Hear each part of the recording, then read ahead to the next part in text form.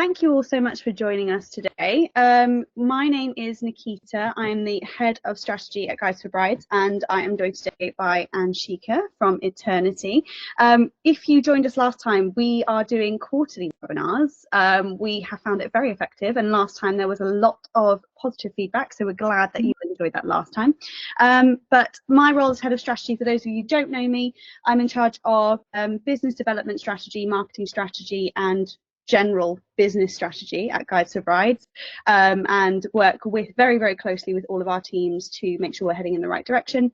I will be talking to you today about Big Day Agency and Guides for Brides as part of this webinar, and I'll quickly hand over to Anshika to introduce us and get us started. Lovely, thank you, Nikita. Yep, so for those of you who don't know me, I'm Anshika. I'm the founder of Eternity.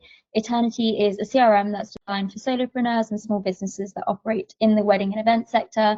For us, we're all about being next gen, being collaborative, and making sure that it's a CRM and a system that works for and with your clients. We always say our mission is to power the businesses that power life's greatest moments, which is weddings. So yeah, that's a bit about us. Nikita and I love catching up on all things wedding, next gen, trends. I think it just comes from noting that we're at that quite an inflection point actually, where the industry is changing quite a bit. And we just want to make sure that as businesses, everyone is keeping up with it and capitalizing in it in the best way possible. So I think we're good to get started. I guess the premise behind this session, what we really want to be talking about is the summer surge. And what this really refers to is, Nikita and I have really noticed when we've looked at data and even spoken to many of you businesses, that back in the day, a number of years ago, you often had peak and you had off peak. So you had your peak summer months where you're all busy at events, and then things kind of come to a bit of a halt. There's a few people get engaged, but it's not as busy. And then you have off peak, and that's kind of your peak time to get inquiries, the engagement, the bookings in.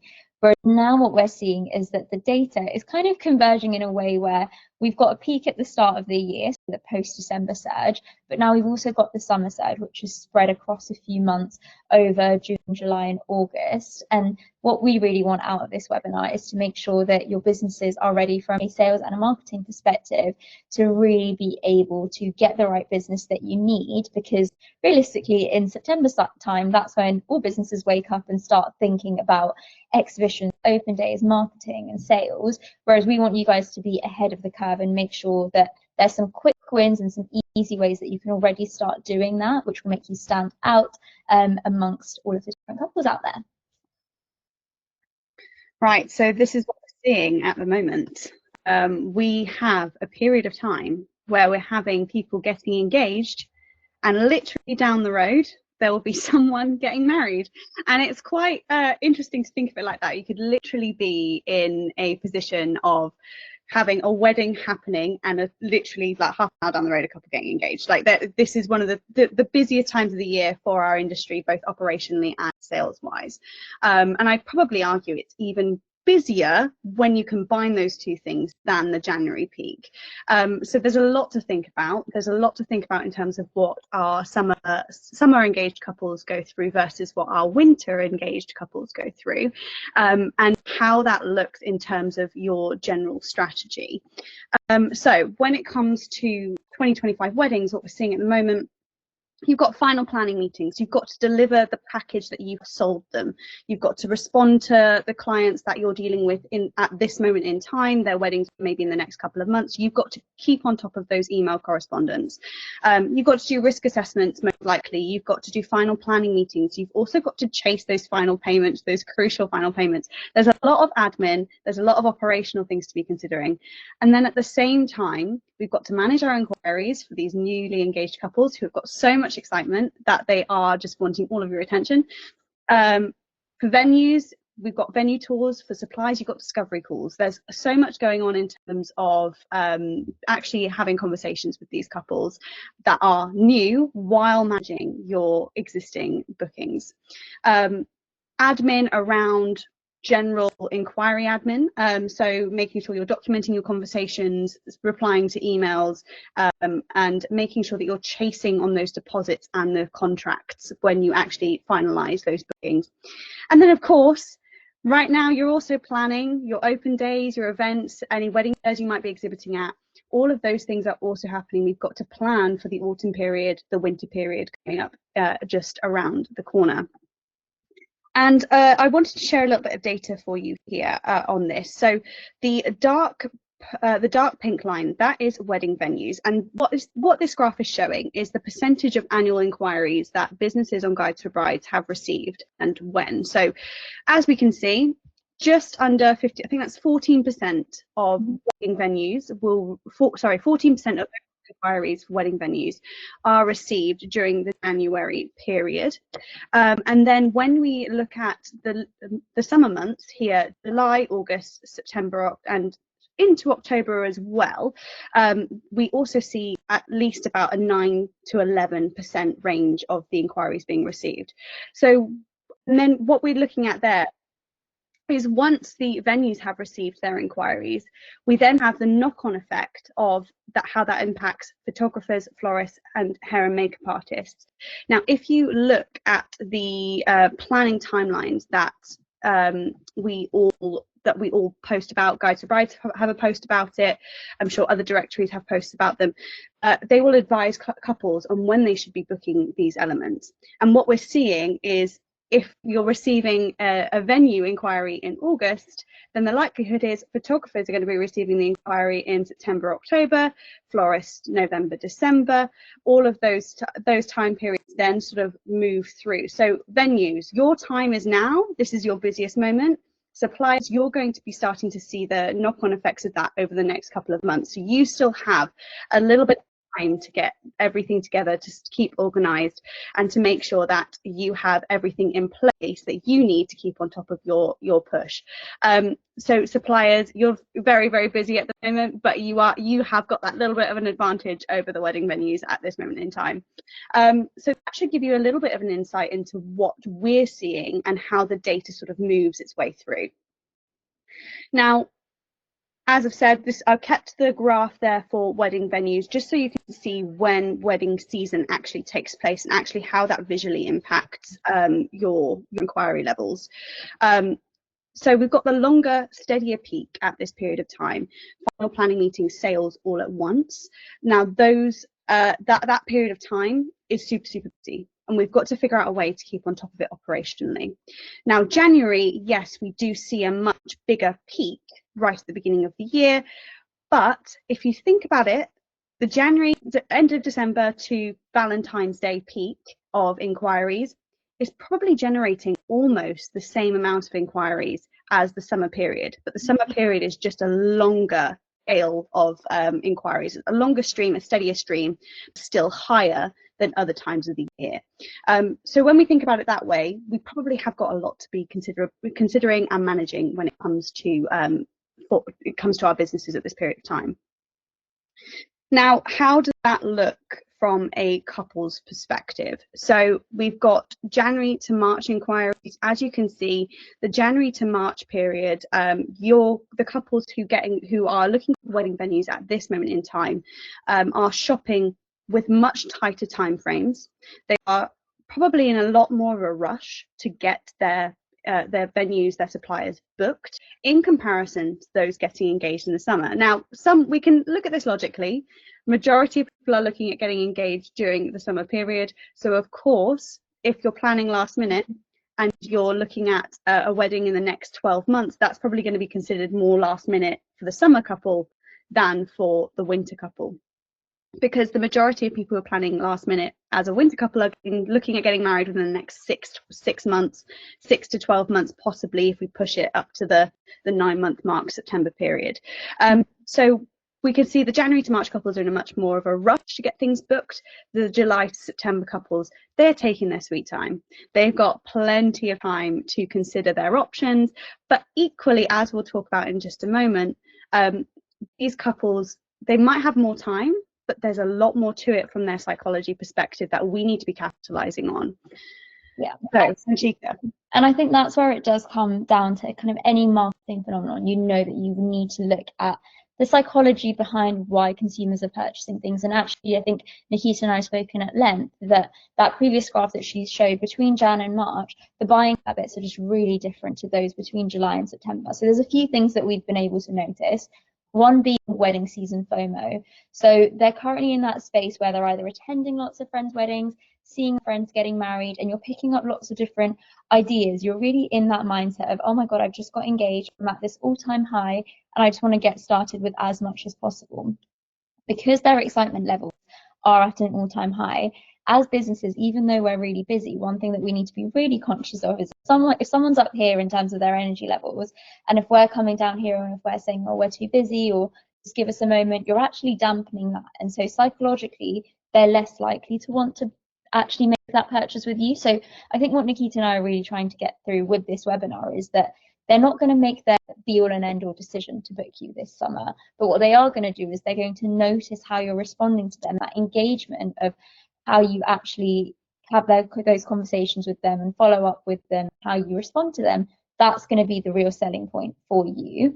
But interestingly, Nikita and I also looked at some stats that apparently in summer months, over 50% of people spend more money than they would ever. And that's to do with the weather, the mood, the vibe, everyone's on holiday.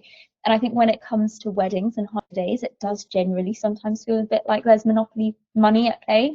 It's not real money. So I think we don't want to take advantage of that as businesses, but it's definitely something to be aware of and be overly cautious of, that going that extra mile and over communicating is probably better to retain that client up until that September time when you know you have more time to close that sale, as opposed to kind of taking it so lightly over June, July, August. Because if you don't do it, the next venue or the next supplier will give them all of that time, energy and effort, and it's just not ideal, right?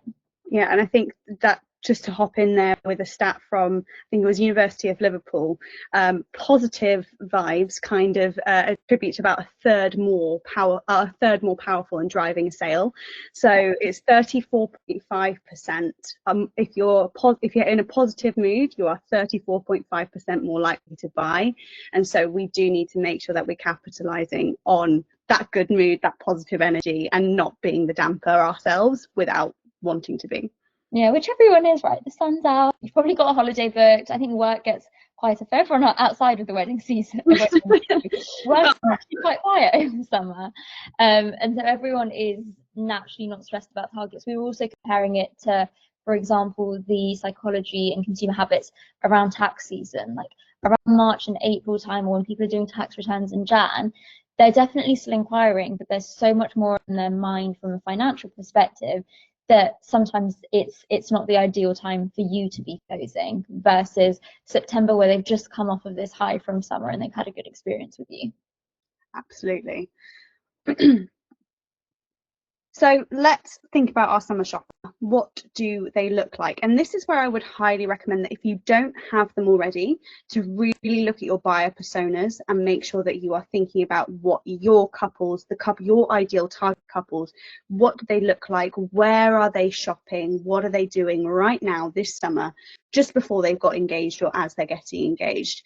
But here are some things that we do know about summer shopper. So summer shoppers are actually more likely to be browsing on a mobile than the winter shoppers. So on Guides for Brides, we see a 5% increase between winter, January to March, and summer, July to September, in mobile usage on our site. So, and I don't know about you, Anshika and I were chatting about this. If I'm browsing something on a mobile, I'm browsing. I'm not necessarily ready to make a massive decision just yet, but it's contributing to a lot of what I consume. So I'm on my mobile phone a lot more than I am on my desktop or my laptop or my tablet. So I'm browsing on that, but when I'm ready to make a serious decision, I'm probably looking at a bigger screen. I need that bigger screen. But you know, I think that's when people are sending their first inquiries, if they're sending them on a mobile, they are probably not ready to buy just yet, but they are very interested because they're in a lot of different places. And I think I actually tested this recently. I screen recorded myself while I was doing a few different jobs on my phone, and the speed in which you do those jobs, in which you think and make decisions when you're on your phone, is a lot faster than when you're on a computer. And I found that really interesting. And that it might just be me. I don't know about you, Anshika, but no, I definitely agree. And you and I love talking about TikTok. Surprisingly, we don't mention TikTok that much this webinar, but we might as well get it in here. But that is one of the big things when it comes to marketing, just on the social media side of things, on the directory side of things, even looking at your own website to try and identify those stats, because it was really interesting when Nikita was able to share those as well. But they are going to be browsing on their phones. The amount of people now, I'm going on holiday next month, and all of my shopping or anything that I've looked at of things to do has all been a search into TikTok or looking on Instagram. It's not really been traditionally going on my laptop. But then yesterday we had an itinerary planning call, and that's when I was on my laptop, had the big kind of portal and spreadsheet out and things like that. So I think that is very similar to how the next generation are planning and how they have now been used to it. You're right, the speed at which they do things is so much quicker on a mobile phone. So it's just making sure that you are not solely focused on one channel, which is just your website and book a call with me and let's do this and let's do that, because there's this entire piece that you're then missing out on, especially over summer. Absolutely. And I think that leads nicely into the next point. They're engaging with you across multiple platforms. Yeah. And they're not just looking at you on your website, on Google, Guide to Brides. They're looking at you all over social media. They're looking at what you're doing. Like they might meet you at a wedding. You know, they might meet you at a wedding and they might see what you're doing in the flesh. It kind of links into another point there where they're assessing their options and looking for social proof. Yeah. So everything that you do, all of your marketing needs to make sure you've got social proof. So make sure you've got reviews across your website, for example. Make sure you've got pinned posts that showcase a recent wedding that you're really proud of on your Instagram, for example. Yeah. We talked a little bit about positive emotions, but the excitement for these couples is at an all-time high. They're in a good mood, the weather's good, the sun is out, they've just probably been on holiday, they're going to friends' weddings, and they've just got engaged. There is no better high than all of that combination. So make sure not only are you capitalizing on that vibe, but you're also making sure that you are considering the messaging that you're giving and avoiding putting negativity behind it, because the more you increase their positive levels, the more likely they are to remember you. We talked about this with the other stats. They're not in a rush, but they also don't want to miss out. So if you can give them a sense of urgency or an opportunity that they don't want to miss, that might be a good time to consider that. Now, that doesn't necessarily mean discounting. That could mean adding value to their package. Book before end of September and get X, Y, and Z added to your package. You might have something that you already add to packages generally free of charge for couples when they have a discovery call with you. That could be a nice thing that you add to it, for example. And the first impression really does count for a lot with these couples. As we say, positive vibes all round. They are enjoying the sunshine. Make sure you keep the first impression really positive, really light, really friendly. And I'm sure all of you do so already. There are some common mistakes that people make, and we'll just run through those. Just a quick one before we run through. This is one thing that Nikita and I had discussed over summer. It is also your best marketing ground when you are out yourself, as opposed to things like exhibitions where you're perhaps against a lot of different people or whatever it may be. The vibe is different. But at summer, specifically if you're venues or if you are a supplier who's there on the day, that is your best chance to market yourself, whether it be as a venue, leaving brochures of your next year packages in their rooms just underneath kind of your standard menus or anything like that, whether it be having little signs across on how they can contact you, even just being friendly and polite from a staffing perspective, that will go a really long way. And I think a lot of the time as businesses, because naturally it is your business. For you, it's okay, I do this because it's my passion, but equally there's profit, there's margins, and there's things that are involved, and you need to run it in a certain way. But I think humanizing it throughout, specifically for our wedding industry, is just so important, more so than anything else. And summertime is your best time to really get in front of those shoppers, because you never know. I think most weddings nowadays, you will at least see 2 more engaged people at those weddings, if not more. And so that's the best time to just be really aware of it, even though everyone knows, and it's kind of sometimes we don't want to be teaching you to suck eggs, but it's kind of like, it's really good to hone in on that messaging again with your teams just before, to give them that little motivational boost on just how important being at those events and how you come across there is as well.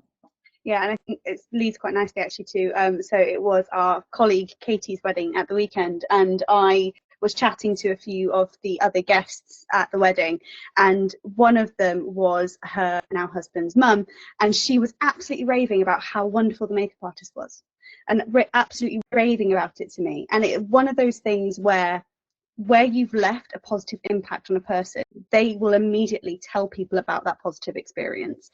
So it might not be at the wedding itself, but it might be when they've been to the wedding and a friend asked them, oh, how was this? Oh my gosh, the cake was amazing.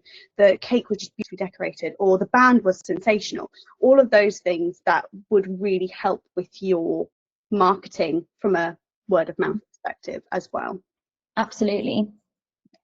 Amazing. So now on to what do we actually do to quickly prep your businesses? So Nikita and I always talk about all of the different stages. You've obviously got discovery, when a client comes across you for the first time. You've got the engagement season, which is when they're actually, or engagement period, where they're actually engaging with you in conversation and you're responding. And then you have the booking and post-booking. So to start off with the discovery, we want to look at the ELI5 concept, which is explain it like I'm 5. Now, what this refers to is, can your website quite literally be broken down so anyone, even a 5-year-old, can understand it? And the reason that this is so important is, if you're a venue, your website will show you're a venue. If you're a photographer, it will show you're a photographer.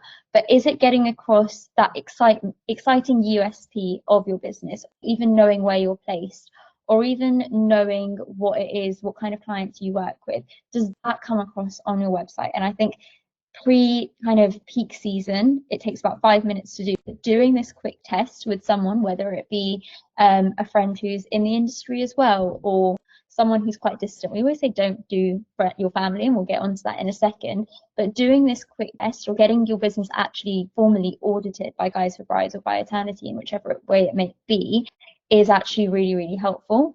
And the next thing is that you don't want to get into the mum test. So that is essentially when you go up to your mum and you ask them, oh, what do you think of this? And they're always going to tell you, yeah, it looks great, it's amazing, it's so pretty, it's so perfect.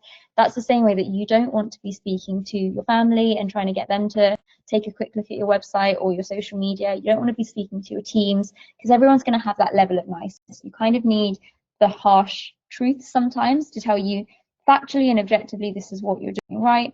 Factually and objectively, this is what you could improve on. And I think that's the really important bit about discovery, because as we've touched upon this entire time, your first impressions really make that lasting difference. And so it's making sure that, explain it like I'm 5. Does this come across in the way that I need it to come across? That's number one, because when you're busy at wedding season, you're not going to be able to sit there and have calls with people or explain any discrepancies in their understanding. This is the time where you need your systems and your websites and your directory profile with Guides for Brides to be working for you, not something which you then need to further explain to your client, to your couples. And that actually takes me on to a little exercise that I've done. So it's probably a really fun one for everyone to do maybe after this call. Just take a screenshot of your website, of your Guides for Bride listing and your Instagram, pop them into ChatGPT or whichever AI you use. We love a bit of AI here. And just say, please explain what you think my business does, what's good about the website, and what needs improving. It will give you really interesting feedback, because again, unless you've got memory on your ChatGPT, I would say open a new browsing tab and make it a private one, or tell it to ignore memory for now. This kind of review will be really helpful to see it from an outside perspective, and what they would usually recommend on your website from a discovery perspective as well. So we did it, and if you click next, it actually gave me some really helpful points on what we do. So ours shows that, okay, Eternity is an all-in-one digital platform. It's got 2 key audiences. We've got the professionals and the couples, and we're essentially a platform that offers doc sharing, payment management, itinerary, task tracking, and checklists. And it kind of also touched upon our values of emphasizing collaboration, organization, and digital convenience. Now, for a venue, for example, you may want that to say a luxury venue, a modern venue. You may want it to say you're a manor house. Does that come across in your initial website and in what you're saying through either pictures or through text. So this is a fun task that we'd always recommend your teams do every now and then. But moving on, what we also recommend is you should definitely have your business professionally audited. And the reason that there's that differentiator is that there's data that businesses like Guides for Brides have, or viewpoints that Eternity has seen through previous clients, which actually are things that AI unfortunately doesn't know about our industry. So even things like what Nikita said about the mobile users, about the peaks and troughs, about the industry, in which months to get more inquiries in. It's things like that where we always recommend booking a professional audit at some point, just to make sure that your business from a discovery perspective is exactly where it needs to be, so that it can work behind the scenes when you're running the events. Absolutely. And I think when it comes to the audit side of things, there are multiple types of audits that you could do as well. In terms of an audit, from an audit perspective, Guides for Brides, big agency, do an audit on your marketing. We can do it on social media, on your and also on your across your website SEO. We have all of those tools to provide you with an audit and a checklist of things that we recommend you do, prioritizing based on the quick wins and then onwards. And I know, Anshika, you do another one as well, don't you? We do a similar thing from an operation perspective. So in terms of when they make that first inquiry, to the processes that you and your teams are using, to then actually retaining that client, completing that booking and following on conversations, we kind of map out that entire client journey to just make sure that's working as seamlessly as possible. Wonderful. So this takes me to my next point of when it comes to the actual engagement side of engaging in conversation with potential clients. We keep seeing a lot of these messages. So a client will say, hey, I'm just following up on my inquiry. Are you able to get back to me? And often as businesses, we feel inclined to say, hey, I'm so sorry for the delay. Please bear with us. It's peak wedding season. So we're really busy with events and we'll respond as soon as possible. You sometimes see this. We sometimes see a lot of Instagram stories that will say, oh, can clients please stop chasing me? Bear with me. All of that makes sense as to why you're doing it as businesses, but the impact that that has on clients can actually sometimes be a bit off-putting. So it's about having that fine line of letting your clients know that you're in a busy period, and how do we want to do that accurately, because correct, you're not going to be able to respond within 2 hours and no one should expect you to during your peak seasons. But equally, what can you say that gives your client that comfort? And what we said before doesn't dampen their kind of shine and their positivity either. So this message, what it does is there's no timing indication of when you're going to get back to the client. So they will probably chase you again in 2 or 3 days. It's not leaving a good taste in their mouth, and it's a bit frustrating for you as a business as well, because your messages are just piling up. Little things like just putting in a timing indication if we're going to respond within 24 to 48 hours or whatever your timelines are is really good to be putting on there. And it's, again, a quick win. It takes 1 minute to add. Second, clients want to feel like a priority, not like they're part of a backlog. So again, kind of saying, I'm really busy, I have lots of inquiries. It's not probably achieving what we want it to achieve. So it's just about being really mindful about the language that we're using and making your clients feel really special. Next, we've got, it worked in the past, but it definitely doesn't work with impatient Gen Z couples. And I think this is something that we're all getting used to. We can say it because we're Gen Z. I am the most impatient client I've ever met sometimes. It definitely doesn't work, because the way that they think is, okay, well, you're providing me with a service and yes, I want to build that relationship with you, but you're not letting me, I'm going to go elsewhere. Whereas before, I think there was a lot more awareness and understanding of peak and off-peak times.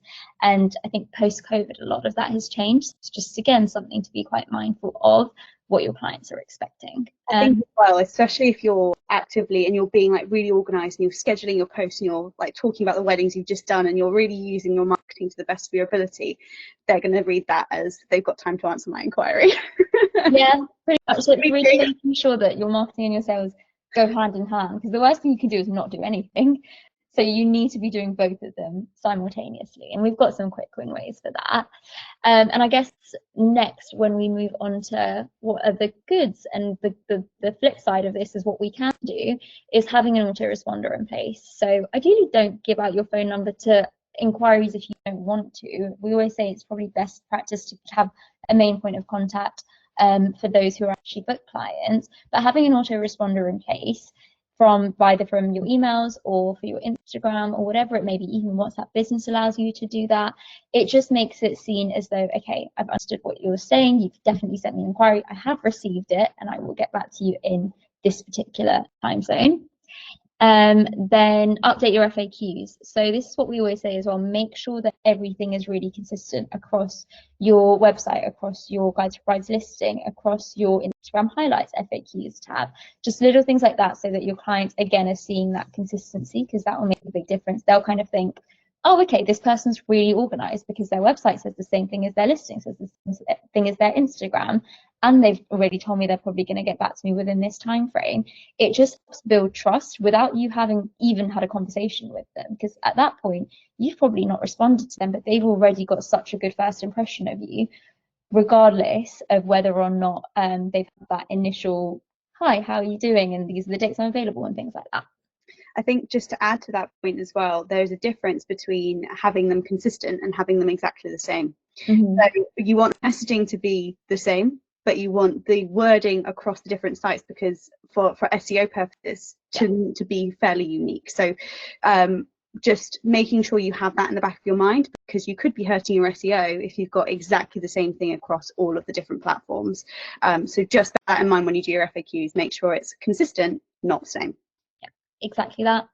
One thing that I found a couple of businesses have now started doing, and specifically some venues as well, is they add in a button on their your contact form, or have some sort of a differentiation between your booked clients and your new inquiries, which shows that level of urgency. Because even when you're busy and if you're on the job, you know that for those who are the booked clients, they're probably your priority to get back to ASAP. So if their wedding is next week, you know that you need to respond to them.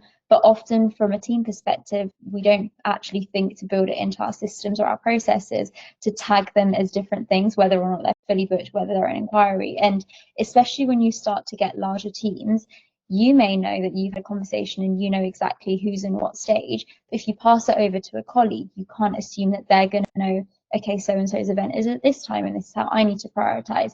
So having those shown in your systems, well, number one, is really important. And then number two, having that framework in place with your teams from an ops perspective is really helpful. And then where do the leads go from there? I think that's the second big bit, and this is why I'm a big advocate of CRMs and systems, quite naturally, because it's all that we do. But it's about making sure that even once they've had that discovery and you've had that initial engagement with them, you don't want to start losing out on those leads and losing track of them. And the biggest thing that we see over summer season is that businesses are handing out their number, they're handing out their emails, they're doing all of this stuff, handing out cards, and then clients are contacting them and they're still sat on their phone, or they're sat on their Instagram DM, or sat on their WhatsApp. You want to make sure that it's streamlined and sat in a strong pipeline. So whether that means that they're all marked as inquiries, they're all marked as proposals sent out, you want that differentiation between those clients who are deposit paid, fully paid, or events that are due to be completed in the next week. So you really want to make sure that that comes across. Number two, exactly that. You can manage your existing clients without too much overwhelm. Data capture is crucial. The worst thing, again, that you can do is speak to clients and they give you all this information and you stick to Instagram DM and you never move it over to email. So then you never have that data capture. So even for future marketing purposes or for anything else, there's no connect there. It was just a really cold lead that you once had, which at the moment you kind of think, oh, yeah, I'm so busy and my pipeline's looking really strong for September, when in actual fact it's not at all.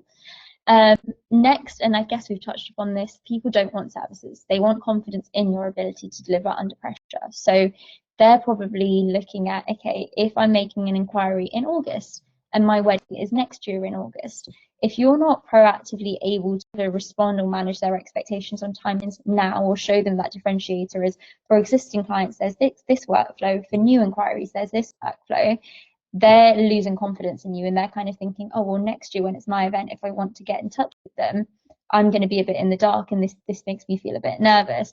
So I think it's just making sure that they trust you enough, and that comes across often without you even having to say anything.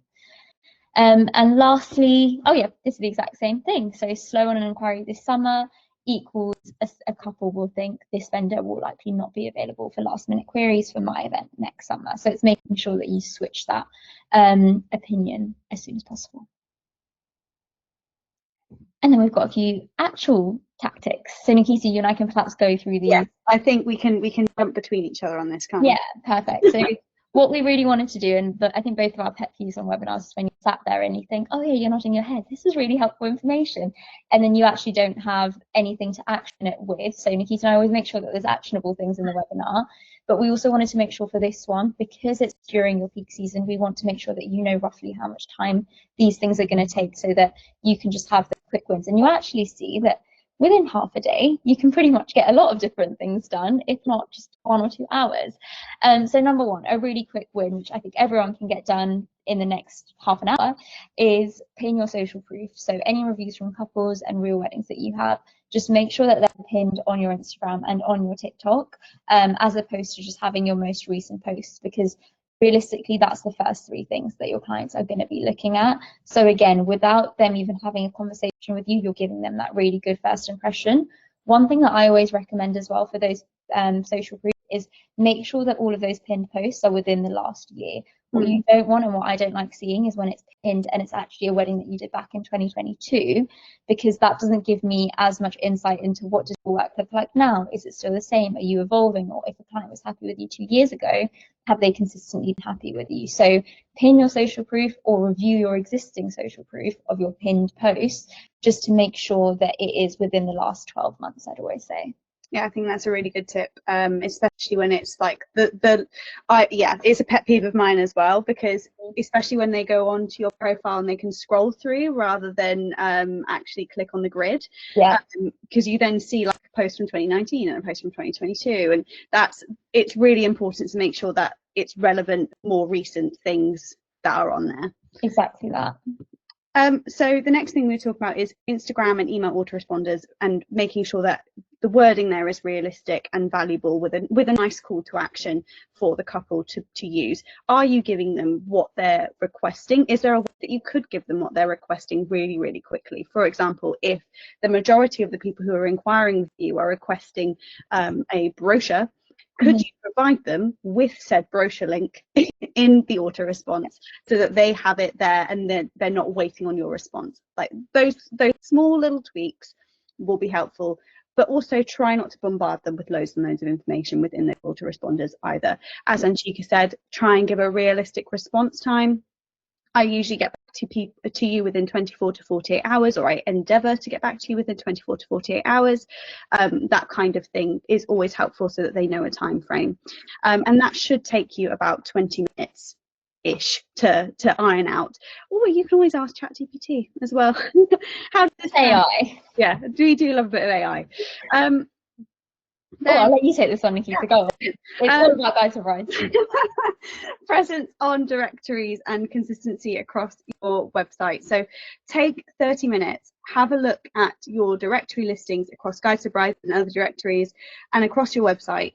How consistent is the information? Does anything need to be improved? And then take that extra bit of time just to go through the wording and any of the photos, for example, and update those things. That would be helpful for you to have more recent. For example, I always say to people, come September, you should be doing a bit of an audit across all of your directory listings, and making sure that the photos that you're using on your website and your directory listings are all pretty consistent. You don't want it to look totally different when they land on Guide to Brides and then your website and then another directory, because they're looking everywhere for these things.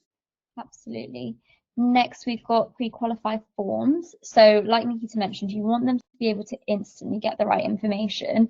And one of the best practices I've seen for this is when they fill out your form to inquire with you on your website, make sure that, one, they're receiving those forms in an email, but you're equally capturing their data. You don't just want download our brochure and then it's just available for them to take, because in that process you don't know who they are, you don't know who's clicked on it, you don't know what's turned them away. Whereas at least if you can come back at the end of August or in September and see, oh okay, these 50 couples downloaded our brochure last month and these are all of their email addresses, that's already giving your sales team such a strong pipeline to go out to, and equally pre-qualify them. So for example, I work with some venues who do Caucasian weddings as well as multicultural weddings, and so they actually have 2 different brochures. So in that inquiry form itself, it kind of segments them. So it's really helpful for the teams to just be aware of and just do that future looking in advance, as opposed to in September suddenly hitting this panic of, okay, we're currently at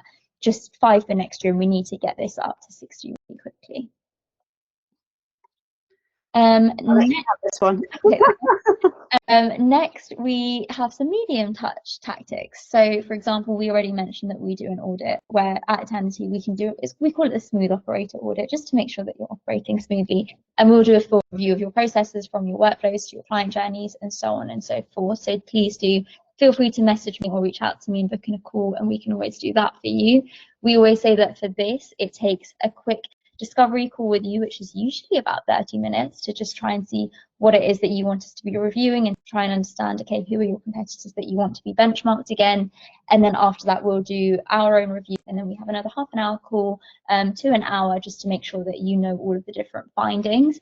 And that's really helpful again. So those little bits and pieces that we've said around like data capture and brochure download, if you know that there's 4 venues in your area who are pretty similar to you, and from a segmentation perspective, that's who your clients look at, we'll basically do a bit of an analysis from an operational perspective to try and see what they're doing good and what their workflows are looking like compared to yours.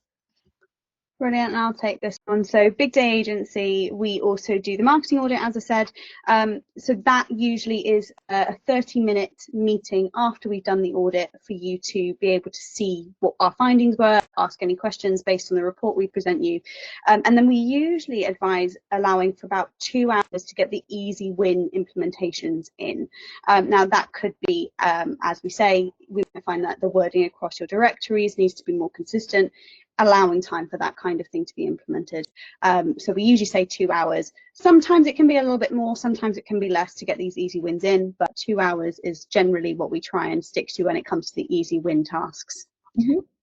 Absolutely. And then CRM, big advocate of them. Eternity is obviously a CRM that helps you track and onboard your clients in one place. So for anyone who is looking this month to try and get all of that up and running, we always say that from the moment that we receive your information, we endeavour to, within 24 to 48 hours, get you fully set up and have your onboarding call. So even if you wanted to today, by the end of this week, we could in essence have all of your clients up and running and get your CRM on board. So if that's something that you think you need in your business, then definitely reach out to me. And then Guide to Bride offered feature marketing campaigns to promote our clients. So if you did want to have a promotion around any special offers that you're having, venue of the week campaign, competition campaign, we offer marketing campaigns that can help you get more data / get more reach across your listing. So do have a look at that. That can be a 1 hour of time for you, from the sense of sending us the information and approving what we're going to be doing. So it's very, very quick in terms of time frame. Mm-hmm.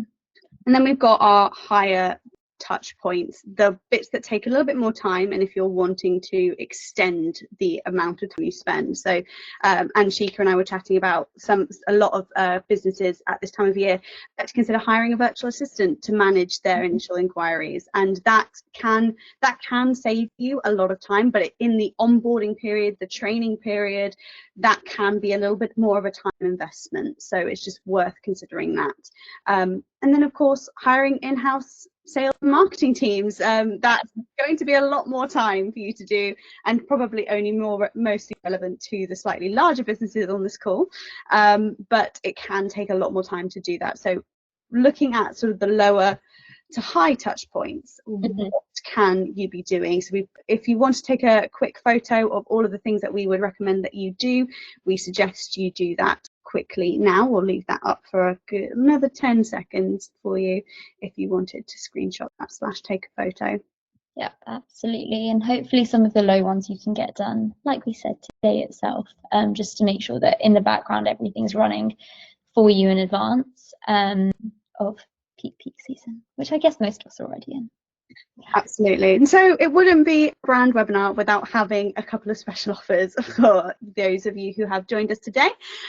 So we have got from Guide to Brides, you can if you haven't got a listing with us at the moment, you can upgrade your listing and we will give you a free standard listing in a neighbouring county.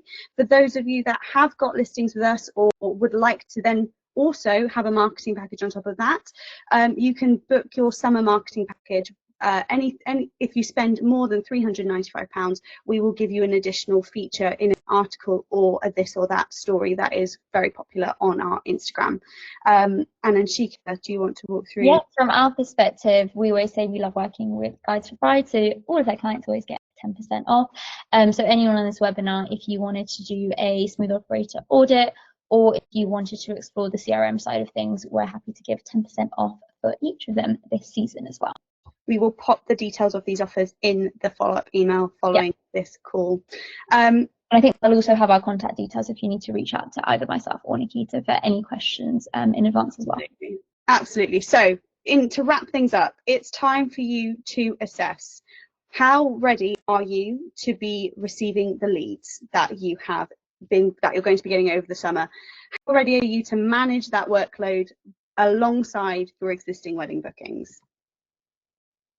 Where are your bottlenecks? Look at your processes, maybe go for one of Anshika's audits and look at where the bottleneck is happening. What is the gap that's causing that to have more time being needed to be taken? Mm-hmm. And then assess your time versus touch balance. Are you working smarter, not harder this time of year? That's the crucial point, is we all need to be trying to work smarter, not harder. And when we have our process that we're used to following, sometimes we can get blind to that and get overwhelmed. So we want to make sure that we're doing that as much as we possibly can. Absolutely. And I think we did really good time. We knew that we'd leave about 10 minutes at the end for questions, and it's about to hit 12:50. Amazing. Right, so we got some questions in if you have a question, please pop it in the chat or feel free to pipe up. We have a question in here from Geetha. So what CRM system would you recommend? Obviously Eternity, that would be a great one. Yeah, if you want to have a quick chat, I can pop you a message after this. I think for every business, there's always different kinds of CRMs that work. So hopefully Eternity will work for you. So we can always jump on a discovery demo call to basically see how that would work for your venue. Yeah, absolutely. Thank you, Zadie, for your comment. I'm glad it was helpful. Does anyone else have any questions? Or just clarification, or if you want us to go back on anything that we've already touched upon, or just general thoughts. How is everyone feeling now about kind of peak season as well as another peak of inquiries? Love the data. We do love data. Yeah, we do love data. Thanks, Tim. Glad that was helpful for you. It's one of those things, isn't it, when it comes to this time of year, having to actually reassess what you're doing, but like taking a step back from it, because some stuff sounds really obvious, but when you are really in the thick of it, you don't think about doing it. And it's one of those things that, you know, sometimes the data just helps to reinforce why we need to be stepping back and looking at it with fresh eyes. Pretty much. And I think that's where speaking to as many different people and even just speaking to peers in the industry is really helpful, because you're right, everyone just gets siloed in. Lisa, that was very helpful to know. It's interesting to see how things are changing and thinking of what you can do to adapt. Absolutely, it's a dog eat dog world out there. You've got to adapt to survive, unfortunately. Pretty much. Super useful. Just a question for Anshika. If we're already using Eternity CRM, is the audit included? Oh yeah, Tanya, I can reach out. I'll pop you a message. I think we're due a catch up. Anyways, so Tanya's one of our wedding stationery providers. Wonderful. Yeah, Geetha. So Tanya and Geetha, I'll reach out to you both after this. Wonderful. So easy to get overwhelmed and lost in tasks. I feel like I'm always updating and changing stuff. It can feel like that, but sometimes I think, as we say, if we take a morning, if you have a morning, take a morning to step back, assess, look at what can be changed, action what you can, and suddenly you've made a massive impact within the space of 4 hours. Like you really can, if you find a moment to step back, to assess, and to then implement, you'll be able to make a bigger impact than you possibly would if you were spending 8-9 hours researching and doing lots and lots of different things.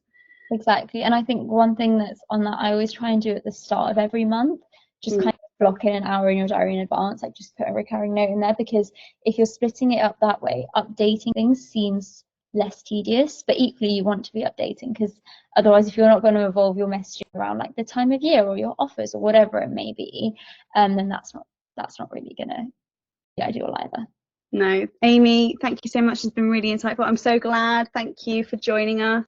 Does anyone have any more questions? I'm going to go with no. Fabulous. Right. Yes, 8 minutes back of their day. Well, we hope you have a really positive, strong hot lead summer. It's I hope you enjoyed the title. Oh, that was Nikita's brainchild. It was great. I'm glad. Thanks, Hugh. Thanks, Terry.